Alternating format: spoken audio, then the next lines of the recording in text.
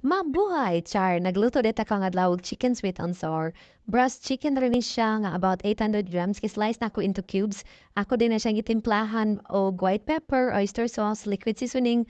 Optional ring liquid seasoning. Pwede mo na siya butangan og magic sarap. Then butangan ako og tuyo. Tapos, ibutan ako baking soda. Importante kaya na siya. Giset aside na ako siya 15 minutes.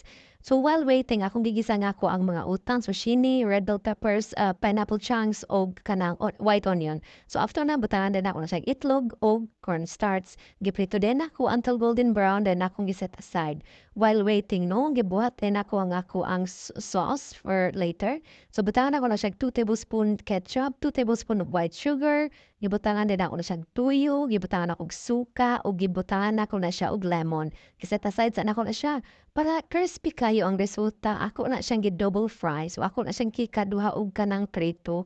So, hapit na siya mahuman, ako na dayon gibalik tong akong gigisa ka ganina nga utan.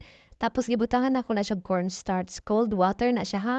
Tapos gibutangan din ako sa ako ang sauce nga ako nang gitimpla ka ganina.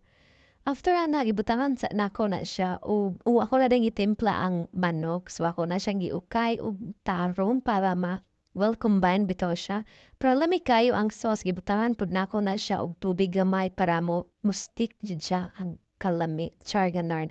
So ready na ang akong chicken sweet and sour. Gilamian kay sila promise. Pwede ni mo na siya awatpon. Lami kay siya. So this is it. This is Celine's Corner. Thanks for watching.